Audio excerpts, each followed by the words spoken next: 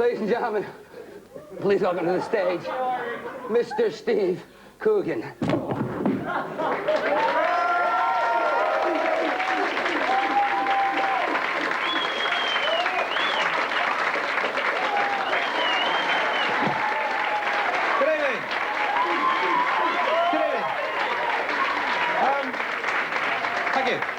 Now, I want to tell you before I start that I was booked at the last minute. Phil Donahue was supposed to be presenting the show, but he couldn't make it, but he faxed me a script, and I'll try and do it justice, okay? All right, okay, on tonight's program, we're talking about crazy people, all right? People who are one dime short of a dollar, okay? The kind of people who, when you ask them what time it is, they say banana. Now, I got a guy down here I figure is a little crazy. His name's Hannibal Lecter. Now, Hannibal, you eat people, right? That's right, Philippe. I'm going to devour you slowly with some asparagus tips and a fine rosé. Now, I'm not going to get too close to this guy, all right? Now, is there anyone here who isn't crazy? A guy here with glasses and a cigar. I've been listening to what you've been saying, and I think it's a load of bloody rubbish. And if you don't shut your mouths, I'll break your bloody legs. Now, my name's Steve Coogan, as you probably guessed, and I actually like doing impressions, but I've got a bit of a problem with doing Roger Moore, because some people say Roger's a great exponent of the art of minimalism, and other people say he's crap.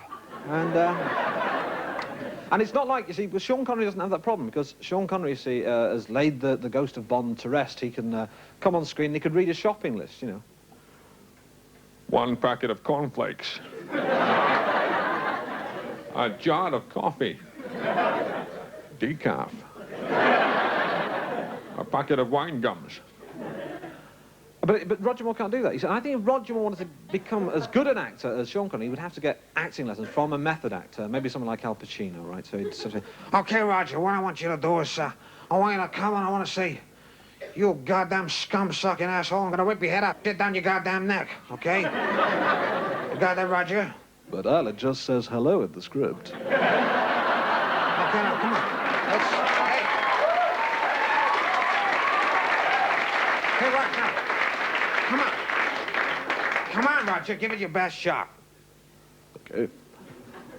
Now, you horrible person, I'm going to biff you on the nose, slap your bottom, and put your head in the toilet if you've no objections. Now, as I do sort of silly voices, I get offered very strange jobs, and one of those was to do voiceovers. An advert that said voiceover artists required to overdub crap early 70s foreign films. And, of course, I went along to the interview and said, is this the interview to overdub crap early 70s foreign films? And the guy came to the door and he said, Yes, come in. Sit down. So, you want to overdub crap early 70s foreign films, eh? And I said, yeah.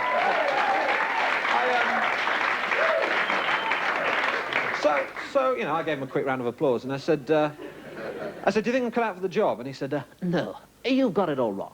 Your voice shouldn't suit you at all, and when you lose your temper, it should be like this. So I said, well, is this okay? I said, is this okay? Well, let's do, amigo. And he said, you got the job. And so I came on the screen, and there's sort of 2 actors on the screen. I had to do both the voices, right? So the first actor came on and said, Mickey, well, do we do the raid tonight or tomorrow morning? And the other guy said,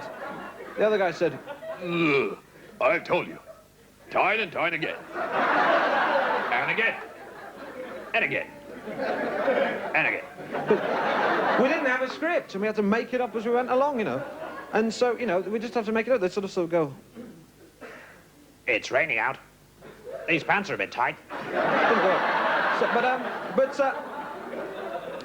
So the other person I've had a few problems with is Saddam Hussein.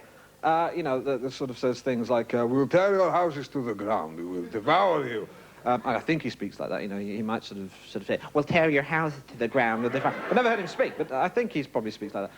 And I think if I met Saddam Hussein, I'd probably sack the juggler.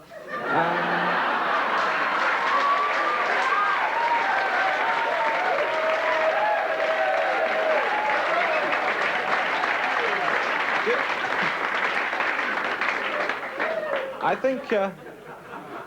think if I met Saddam Hussein, I'd probably have a bit of a joke, because there'd probably be a bit of tension in the air. So if I met Saddam, I'd say, "Hi, Steve Coogan," and he'd say, "Hussein," and I'd say, "Hussein? Not you, that's for sure."